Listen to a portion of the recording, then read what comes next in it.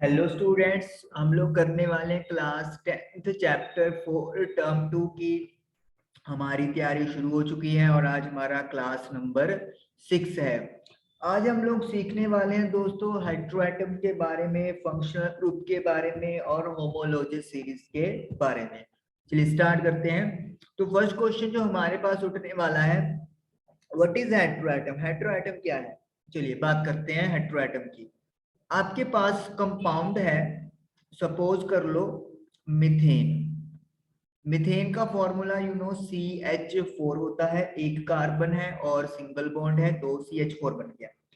Now मैंने क्या किया, एक हाइड्रोजन हटा दिया तो CH3 बन गया ये। और उस हाइड्रोजन की जगह पर सपोज कर लो मैंने लगा दिया एक नया एलिमेंट क्लोरीन, तो ये एक नया कंपाउंड बन गया। उसके बाद सपोज कर लो मेरे पास CH4 ही था, मान लेते हैं। मैंने क्या किया,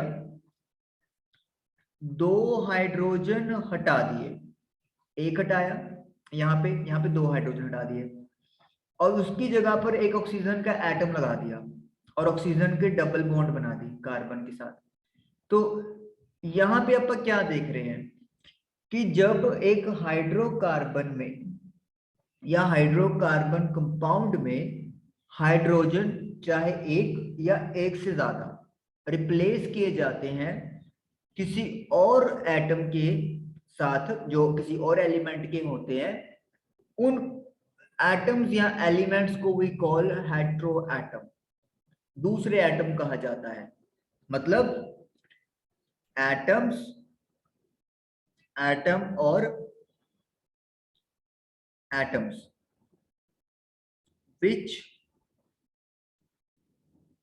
replace one or more hydrogen in a hydrocarbon compound are called heteroatoms या हेट्रोएटम। मतलब हाइड्रोजन की जगह पर जो एलिमेंट आप लगा रहे हो, जिस एलिमेंट की एटम आप लगा रहे हो, उसे हम लोग हेट्रोएटम बोलेंगे। यानी कि यहाँ पे क्लोरीन हेट्रोएटम है, यहाँ पर ऑक्सीजन हेट्रोएटम है। तो इस तरीके से जो भी एलिमेंट हाइड्रोजन को रिप्लेस करेगा उसे हेट्रोएटम कहा जाएगा।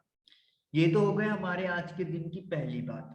ओके, अब हेट्रोएटम को थोड़ा सा एक्सपेंड करते हैं। चलिए, एक तो बात हो गई हेट्रोएटम की, जिसमें क्या है, एक एलिमेंट जो है वो हाइड्रोजन को रिप्लेस कर देगा।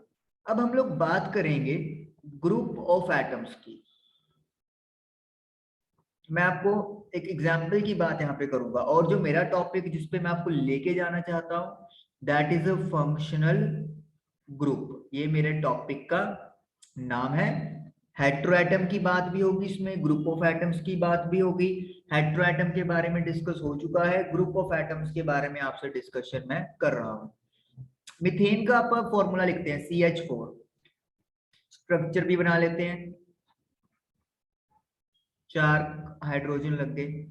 अब सपोज कर लो मैंने क्या किया, एक हाइड्रोजन रिप्लेस कर दिया, हट गया हाइड्रोजन।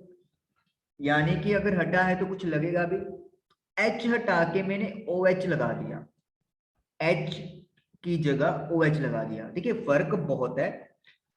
यहाँ पे जो हाइड्रोजन है उसकी बॉन्डिंग डायरेक्टली कार्बन से हो रही है, लेकिन यहाँ पे जो H है उसकी बॉन्डिंग ऑक्सीजन के साथ है और ऑक्सीजन की बॉन्डिंग कार्बन के साथ है। तो आप ये नहीं बोल सकते कि हमने O लगा दिया, नहीं, हमने H रिप्लेस किया है OH के साथ। तो ये ग्रुप ऑफ एटम्स बन गया। जब भी दो या दो से ज्यादा एटम्स होती हैं इकट्ठी तो उसको आप ग्रुप बोलेंगे, तो ग्रुप ऑफ एटम्स। ओके, इसके बाद मैं एक एग्जांपल और लेता हूं इसी की। अब मैंने क्या किया, जैसे आपको पहले बताया कि 2 हाइड्रोजन के एटम्स हटा दो, हटा दी, और उसकी जगह पर लगा दिया डबल बॉन्ड O, लगा दिया। यहाँ पे ये क्या चीज है, हेट्रो एटम है, भी आपको बताने की जरूरत नहीं। क्या इसको ग्रुप ऑफ एटम्स बोलेंगे? नहीं, क्योंकि सिंगल एटम है। ओके, इसको मैं बॉक्स बना लेता हूँ। क्यों बनाया, वजह क्या है, वो थोड़ा सा इंतजार करिए। एक और बनाते हैं इसी के साथ।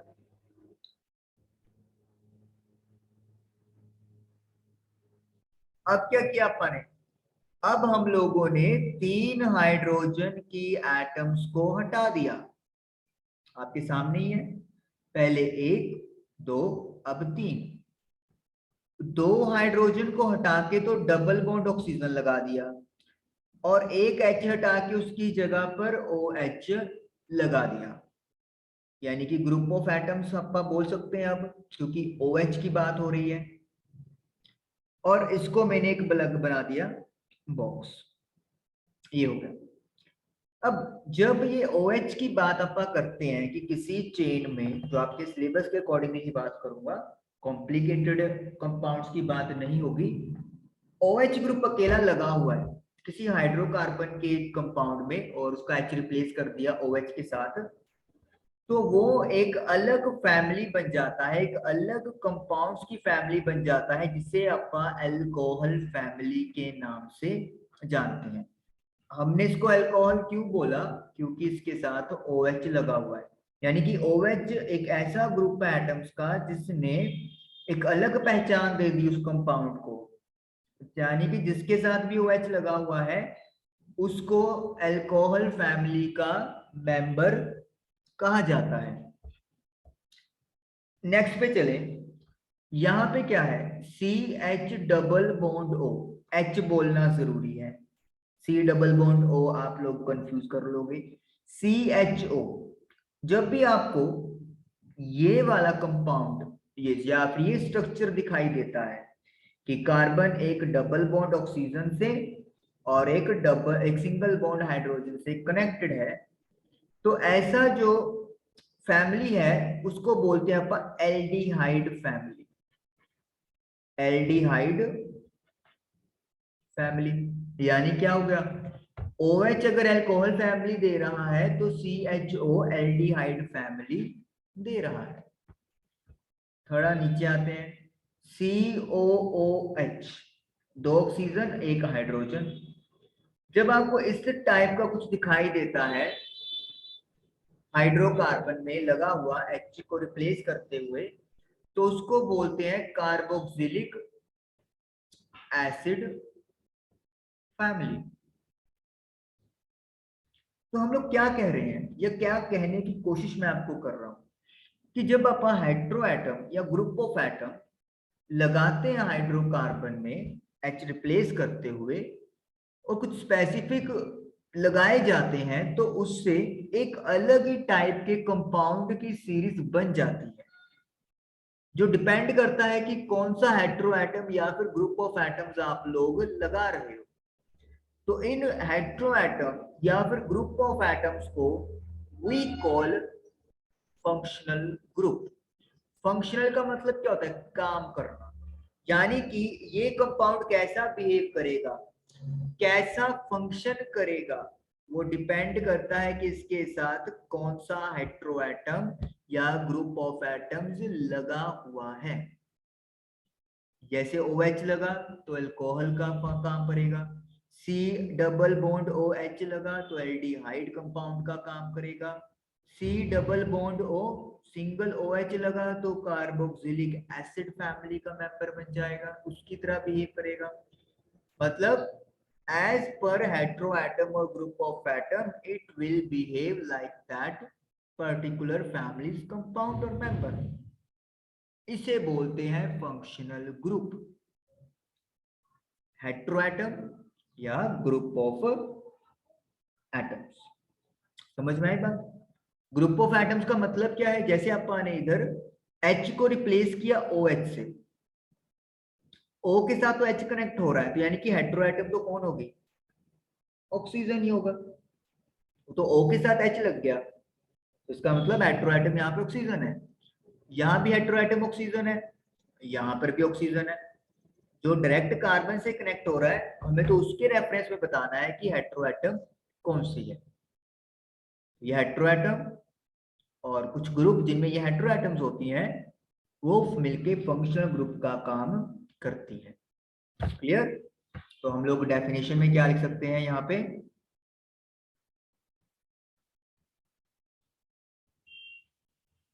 Functional L functional group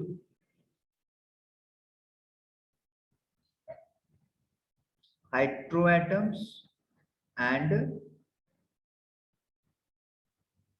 group of atoms containing heteroatoms provide specific properties to carbon chain compounds. तो कार्बन की चेन के कंपाउंड्स को स्पेसिफिक प्रॉपर्टीज दे देते हैं, उनको हम लोग फंक्शनल ग्रुप बोलते हैं। मतलब हैप्पी तो हेटेरो एटम ही है, होता तो ग्रुप ऑफ एटम्स ही है, लेकिन उनका नाम फंक्शनल ग्रुप कर दिया जाता है। तो ये चीज हो गई फंक्शनल ग्रुप। अब सपोज करो, अब अपन नेक्स्ट टॉपिक पे चलते हैं, दैट इज होमोलोगस सीरीज। अब इसमें क्या हम लोग पढ़ेंगे, इसका कनेक्शन फंक्शनल ग्रुप के साथ है। अपन एल्केन की एक सीरीज बनाते हैं, ठीक है। एल्केन की सीरीज अब आपको क्लियर होनी हो चाहिए। पहले आता है मीथेन, अपन 4 तक ही लिख लेंगे, ठीक है ना। समझाने के लिए टॉपिक ज्यादा लिखेंगे तो फिर ज्यादा टाइम लिखने में ही चला जाएगा। प्रोपेन, ब्यूटेन, ये 4 कंपाउंड लिख लिए। फॉर्मूला भी लिख लो, CH4 C2H6 C3H8 C4H10। कोई दिक्कत नहीं, कोई प्रॉब्लम नहीं, सबने लिख लिया। अब जरा ये देखो, ये जो पहले 2 कंपाउंड हैं इनमें कितने कार्बन का डिफरेंस है। डिफरेंस की बात कर रहा हूं, यहाँ पे 1 कार्बन है, यहाँ पे 2 कार्बन है, तो यानी कि 1 कार्बन का फर्क है। हाइड्रोजन की कितने एटम्स का फर्क है, 2, तो CH2 का फर्क हो गया। अब इन 2 मेंबर्स में देखो कंसेक्यूटिव है, लगातार, छोड़ के स्किप करके नहीं देखना। 1 कार्बन एटम और 2 हाइड्रोजन। नेक्स्ट पे चल पड़ो, CH2, देखा, ठीक। अच्छा, कितना मोलिकुलर फॉर्मूला मास कितना बनेगा, 14U। मोलिकुलर मास कार्बन का 12 होता है, हाइड्रोजन का 1 होता है। ये तो एल्केन की बात हो गई। एक एल्कीन की लिख लेते हैं, फिर अल्कोहल पे चलेंगे। एल्कीन का आपको पता है पहला मेंबर इथीन से स्टार्ट होता है, मिथीन एग्जिस्ट ही नहीं करता। देन प्रोपीन होता है, ब्यूटीन होता है, पेंटीन होता है। अब 3 तक अपने आप को कर ले, चलो पेंटीन भी लिख लेते हैं, ठीक है ना। पेंटीन, इथीन जितने कार्बन, हाइड्रोजन उसके डबल। प्रोपेन में 3 6, ब्यूटीन में 4 8 और पेंटीन में 5 10, इधर 12 आएगा जी। ठीक है ठीक है ठीक है, सी पर सही, ओके ओके। अब क्या डिफरेंस है, CH2, क्या डिफरेंस है, CH2, क्या डिफरेंस है, CH2। मतलब क्या नजर आ रहा है, एल्केन एल्कीन या कोई भी सीरीज आप उठा लो, कंसेक्यूटिव फैमिली मेंबर्स में जो डिफरेंस है वो CH2 का है, और वे कैसे, मोलिकुलर मास 14U का डिफरेंस है। तो ऐसी सीरीज को वी कॉल होमोलोगस सीरीज। और ये सीरीज के मतलब जैसे एल्केन सीरीज की बात कर लो, एल्कीन सीरीज की बात कर लो, जितने भी मेंबर्स होंगे all will show similar chemical properties. Chemical की बात हो रही है, शो सिमिलर केमिकल प्रॉपर्टीज, ऐसी सीरीज को होमोलॉजी सीरीज बोला जाता है जिनकी सिमिलर केमिकल प्रॉपर्टीज होंगी लेकिन फिजिकल प्रॉपर्टीज सिमिलर नहीं होगी, वो चेंज होती रहेगी। एक अब अल्कोहल की बात करते हैं अपन, एल्कीन की सीरीज खत्म कर देते हैं। अल्कोहल अभी आपने पढ़ा क्या करना है, एक हाइड्रोजन हटा दो, OH लगा दो। चलो मीथेन से क्या बन जाएगा, एक H हटाया OH लगाया, एक H हटाया OH लगाया, मतलब one hydrogen is replaced by OH लगा दिया। थोड़ा सा नेम में भी चेंज हो जाता है, मीथेन का बन जाएगा मिथनॉल, ई कट जाता है, अल्कोहल का ऑल लग जाता है, इथेनॉल, प्रोपेनॉल, ब्यूटेनॉल। ठीक है, कोई बड़ी बात नहीं है, ई कट करके OL लगा दो, बड़ा सिंपल नॉमेनक्लेचर आप लोगों के लिए तो बहुत आसान है, कुछ भी कॉम्प्लेक्स नहीं आएगा। अब आप जरा इसमें डिफरेंस देखो, मिथेनॉल और इथेनॉल में कितने कार्बन का फर्क है, गैस कर सकते हो आसानी से, कार्बन एक है, हाइड्रोजन का 2 डिफरेंस है, ऑक्सीजन यहाँ भी 1 है, इधर भी 1 है। इनमें कितना फर्क है, CH2, इसमें कितना फर्क है, CH2।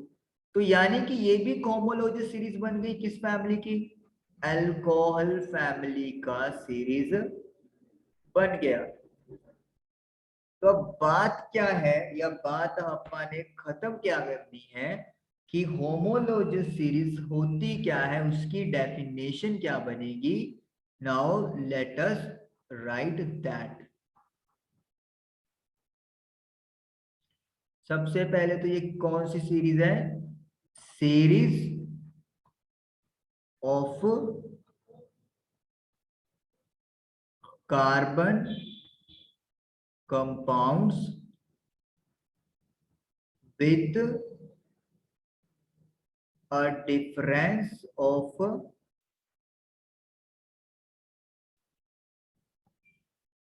molecular formula CH2 between two members, नहीं बिटवीन टू कंसेक्यूटिव, क्योंकि मेंबर तो ऐसे आप पहला फोर्थ भी उठा सकते हो, between two consecutive members is called homologous series। तो पॉइंट एक और क्या लिख सकते हैं, सिमिलर केमिकल प्रॉपर्टीज, और क्या बात लिख सकते हो, 14 unified molecular mass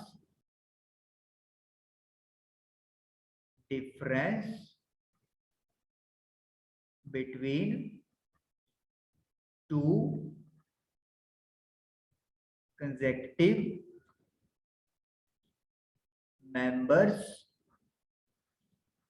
of a series. तो मतलब एल्डिहाइड हो गया, कीटोन हो गया जिसकी बात करेंगे, कार्बोक्सिलिक एसिड हो गया, एल्केन, एल्कीन्स, एल्काइंस, साइक्लोएल्केन, ये सभी क्या बना रहे हैं, ये सभी होमोलॉजस सीरीज बना रहे हैं। और इन सभी की आपस में मतलब एल्केन के फैमिली मेंबर्स, एल्कीन की फैमिली मेंबर्स, इनकी आपस में केमिकल प्रॉपर्टीज सिमिलर होंगी। तो ये चीज आप लोगों को पता होनी चाहिए। कीटोन की बात अभी नहीं की आप लोगों से, वो भी करनी है, लेकिन अभी हेटेरोएटम, फंक्शनल ग्रुप और नाउ होमोलॉजस सीरीज। नेक्स्ट हमने बात तो किया कि फिजिकल केमिकल प्रॉपर्टी तो सेम होगी, लेकिन what about physical properties, homologous series में फिजिकल प्रॉपर्टीज भी सेम होगी, जी नहीं, फिजिकल प्रॉपर्टी सिमिलर नहीं होगी। in a homologous series not the same. ठीक है, लिख दिया ब्रैकेट में ताकि ये चीज अभी क्लियर हो जाए कि सेम नहीं होने वाली। क्यों नहीं सेम होने वाली या कैसे डिफरेंस आएगा? हमारे पास मेल्टिंग पॉइंट और बॉइलिंग पॉइंट दो बात होंगी। एक तो मेल्टिंग पॉइंट की बात करेंगे और एक बॉइलिंग पॉइंट की बात करेंगे। सपोज कर लो मैंने मीथेन और इथेन की बात कर ली, CH4 एंड C2H6। अब देखो जो CH4 का मोलिकुलर मास है वो आपके पास 16U है, और जो इथेन है उसका मोलिकुलर मास 30U है, 30 यूनिफाइड। ध्यान से सुनना, मेल्टिंग और बॉइलिंग पॉइंट का क्या सीन है। जैसे जैसे मॉलिक्यूलर मास इंक्रीज होता जाता है, मॉलिक्यूलर मास अगर इंक्रीज होगा तो मेल्टिंग पॉइंट और बॉइलिंग पॉइंट भी कंपाउंड्स का इंक्रीज होता जाएगा। यानी कि molecular mass and boiling point, sorry melting point and boiling point directly जो है वो मॉलिक्यूलर मास पे डिपेंड करते हैं। तो यानी कि फिजिकल प्रॉपर्टीज सिमिलर नहीं मिलने वाली, किसी कंपाउंड का कम किसी का ज्यादा मेल्टिंग पॉइंट बॉइलिंग पॉइंट आप लोगों को मिलने वाला है। तो ये फिजिकल प्रॉपर्टीज जो आप लोगों को पता होना जरूरी है। ओके, उसके बाद कीटोन की बात और कर लें आज, क्योंकि कीटोन हम लोगों का रह गया। हमने अल्कोहल डिस्कस कर लिया, OH, एल्डिहाइड डिस्कस कर लिया, C डबल बॉन्ड O और एक H, कार्बोक्सिलिक भी आप लोगों को पता चल गया, C double bond O and single bond OH। Ketone के बारे में रह गया है, तो कीटोन भी डिस्कस कर लेते हैं और फिर क्लास को खत्म करेंगे और नेक्स्ट सेशन में आपसे मुलाकात होगी। कीटोन का क्या है कि आप लोगों के पास मिनिमम 3 कार्बन होने चाहिए। ये बातें भी हम लोग सारी लिखने वाले हैं, फैमिली मेंबर्स, अल्कोहल का, कीटोन का, ये बट फिलहाल भी आपको थोड़ा सा आइडिया लगे रहना चाहिए। यहाँ पे साइड्स में तो हो जाएगा हाइड्रोजन, मैं 3 कार्बन के लिए बात कर रहा हूँ, ठीक है। और बीच वाला कार्बन 2 हाइड्रोजन एटम्स आती है यहाँ पे, लेकिन ऑक्सीजन जो यहाँ पे हेटेरो एटम का काम कर रहा है उसने वो दोनों हाइड्रोजन रिप्लेस कर दिए, यानी कि डबल बॉन्ड O बना दिया। अब ये जो आपको दिख रहा है ना C double bond O, this is nothing but the ketone group, यानी कि C double bond O is the ketone family. अब आपको शायद यहाँ पे गड़बड़ लग रहा होगा कि ये भी तो कीटोन फैमिली हो गया, लेकिन यहाँ पे देखिए कार्बन के साथ एक हाइड्रोजन होना जरूरी है, जबकि कीटोन में कार्बन के साथ हाइड्रोजन नहीं होगा। मतलब जिस कार्बन के साथ डबल बॉन्ड ऑक्सीजन है और वो कीटोन फैमिली की बात कर रहा है, उस कार्बन के आसपास सिर्फ कार्बन ही होने चाहिए, हाइड्रोजन नहीं होना चाहिए। और अगर आपको हाइड्रोजन मिल रहा है तो फिर वो कीटोन फैमिली का मेंबर ही नहीं है, वो एल्डिहाइड फैमिली का मेंबर है। तो यानी कि हाइड्रोजन है या नहीं है उस पे डिपेंड करता है कि आपके पास कीटोन है या एल्डिहाइड है। कार्बोक्सिलिक में तो कोई कंफ्यूजन ही नहीं है, क्योंकि C डबल बॉन्ड O के साथ OH लगा हुआ मिलेगा। तो इस तरीके से ये कीटोन ग्रुप भी एक फंक्शनल ग्रुप होता है।